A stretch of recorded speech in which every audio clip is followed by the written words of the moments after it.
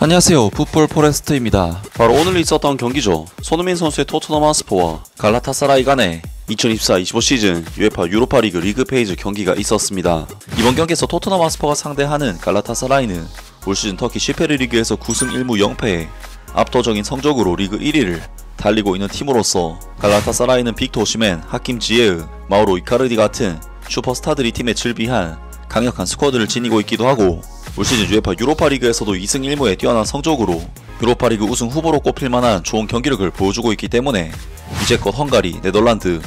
아제르바이잔 등 약체 리그 팀들을 상대해온 토트넘에게는 이번 경기가 가장 빡센 경기가 될 수밖에 없는데요. 토트넘으로서는 최근 손흥민 선수도 부상 문제로 고생을 하면서 이제 막 복귀전을 치렀지만 히샬리송, 미키 반더벤, 크리스티안 로메로 등 선수들의 부상 문제가 상당히 많이 발생을 했기 때문에 엔제 포스테코글루 감독으로서는 이번 경기에 나설 스쿼드를 짜는 일이 상당히 머리 아픈 작업이 될 수밖에 없는데, 오늘 경기에서 토트넘 핫스퍼의 엔제 포스테코글루 감독은 프레이저 포스터 골키퍼, 페드로 포로, 라두 드라구신, 벤 데이비스, 아치 그레이, 루카스 베리발, 이브 비수마, 제임스 메디슨, 브레넌 존슨, 윌 랭크셔, 손흥민 선수까지 확실히 토트넘 핫스퍼에겐 중요한 주말 리그 경기가 기다리고 있는데다, 토트넘 핫스퍼는 그래도 유로파리그에서 현재까지 3전 전승으로 꽤나 승점을 잘 쌓아왔기 때문에 상당수의 로테이션이 가동되면서 유망주 선수들이 대거 경기에 출전을 하게 됐고, 손흥민 선수의 경우에는 마이키 부어, 티모 베르너, 윌슨 오도베르 등 윙포워드 포지션을 소화할 수 있는 선수들이 모조리 부상을 당했기 때문에 다소 중요도가 떨어지는 이번 경기에서 선발로 경기에 출전할 수밖에 없었습니다.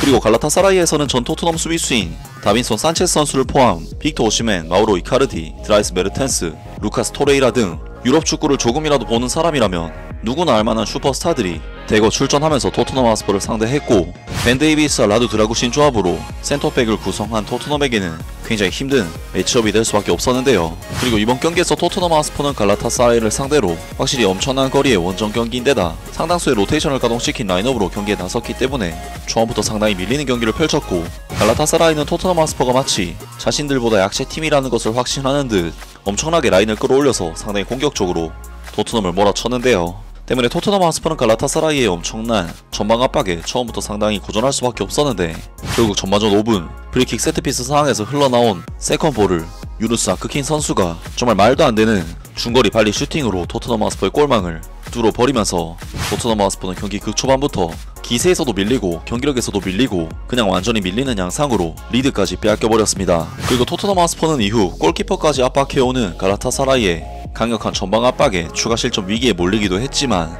전반전 18분 아치 그레이 선수가 환상적으로 열어준 롱패스를 브레넌 존슨 선수가 윌 랭크셔 선수에게 전달했고, 이것을 윌 랭크셔 선수가 완벽하게 마무리를 지으면서 토트넘 핫스퍼는 굉장히 이른 시간에 빠르게 동점을 만들어내는 좋은 대응을 보여줬습니다. 그리고 윌 랭크셔 선수의 이번 득점이 나오기 바로 직전 손흥민 선수가 일마즈 선수에게 알을 먹이는 드리블로 그레이 선수에게 볼이 전달됐고, 이것이 득점으로 연결됐기 때문에 토트넘 핫스퍼는 캡틴 손흥민 선수의 활약과 함께 경기를 동점으로 만들 수가 있었는데요. 확실히 갈라타사라이는 이번 유로파리그에서 3경기 동안 6실점이나 할 정도로 헐거운 수비력을 보여주고 있는데, 손흥민 선수의 이번 돌파는 그러한 허술한 갈라타사라이의 수비라인의 공간을 만들어내는 굉장히 좋은 움직임이었습니다. 하지만 수비의 허점이라고 한다면 토트넘 핫스퍼 역시 정말 만만치 않은 수준을 보여줬는데, 토트넘 핫스퍼는 25분 라두 드라구신 선수가 오시멘 선수의 맨마킹을 완벽하게 놓쳐버리면서 단독 찬스를 내줬지만 프레이저 포스터 골키퍼가 간신히 막아냈고, 이후 전반전 31분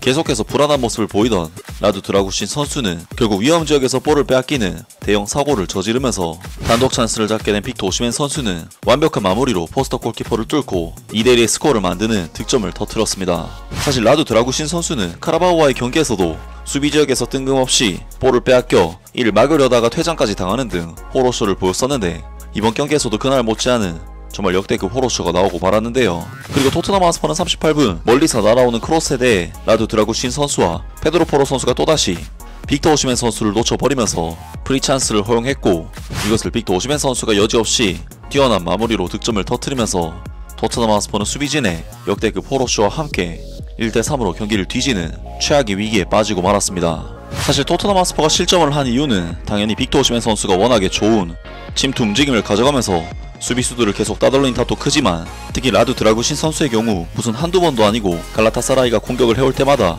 공격수를 놓치는 모습을 보였고 위험 지역에서 볼을 직접 뺏기기까지 했는데요. 그리고 리드를 빼앗긴 토트넘 하스퍼는 득점을 노려야 하기 때문에 어쨌든 전방으로 볼을 연결시키기 위해 노력을 했는데 중원에서 공격을 풀어나가야 하는 루카스 베리발, 제임스 메디슨 듀오는 상대 중원의 압박에 전혀 힘을 쓰지 못하면서 계속해서 턴오버를 저질렀고 루카스 베리발, 제임스 메디슨 둘 다 헬이지만 특히 루카스 베리발 선수의 경우 아예 경쟁조차도 안 될 정도로 경기 수준에 아예 따라가지를 못하는 모습을 보였습니다. 토트넘 하스퍼는 후방에서 전방으로 볼이 전혀 연결이 안 됐기 때문에 갈라타사라이와의 이번 경기에서 비교적 비등비등한 볼 점유율을 기록했음에도 실질적인 찬스 숫자에 있어서는 무려 11대1이라는 굴욕적인 수치가 나왔고 토트넘 하스퍼는 갈라타사라이와의 이번 경기 전반전을 실망스러운 경기력 끝에 1대3의 스코어로 마무리를 하게 되었는데요. 결국 현재 포스테코글루 감독은 후반전이 시작되자마자 손흥민, 브래넌 존슨 등 윙자원만 2명을 교체시키면서 손흥민 선수에게 체력 안배를 해줬고 윙어 2명이 빠진 자리를 로드리고 펜탄쿠르, 데안 쿠르셉스키 선수를 투입해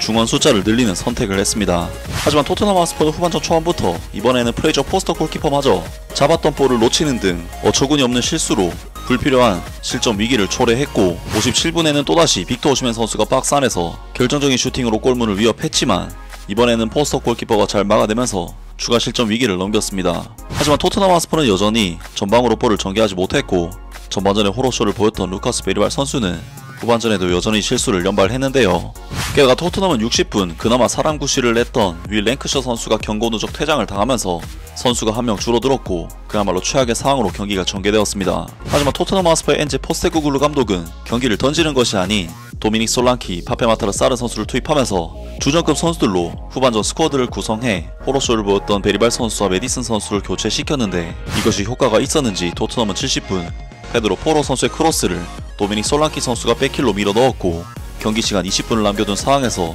알 수 없는 2대3의 스코어를 만들어냈습니다. 하지만 토트넘 하스퍼는 한 명이 모자랐기 때문에 경기를 뒤집기에는 역부족이었고 결국 이번 경기를 2대3 패배로 다소 아쉽게 마무리를 하게 되었습니다. 오늘 경기에서 손흥민 선수는 전반전 45분밖에 경기에 나서지 않았고 토트넘 하스퍼가 전반전에는 경기력적으로 상당히 밀렸었기 때문에 그렇게 많은 스탯을 쌓지 못하면서 평점 6점대의 성적으로 이번 경기를 마무리하게 되었습니다. 정말 이번 경기는 물론 토트넘 하스퍼가 로테이션을 돌리면서 리그 경기에 데뷔를 했기 때문에 전력으로 나선 경기는 아니었지만 아무리 그래도 공격과 수비 양면에서 정말 너무하다 싶을 정도로 토트넘 하스퍼가 극도의 부진을 보였던 경기였는데요. 특히 이번 경기에서 루카스 베리발 선수의 경우 워낙 어린 선수이긴 하지만 거의 토트넘 하스퍼의 흐름을 다 말아먹는 모습을 보일 정도였고 라두 드라구시 선수의 경우에도 이전 경기부터 반복되는 수비 지역에서의 실책은 해결해야 할 문제가 아닐까 싶고 이번 경기는 토트넘 하스퍼의 부상과 얇은 스쿼드, 빡빡한 경기 일정 속에 치러진 토트넘에게는 정말 힘들었던 경기였습니다. 아무튼 오늘 영상은 여기까지고요. 영상 재밌게 보셨다면 구독과 좋아요 그리고 댓글 부탁드립니다. 감사합니다.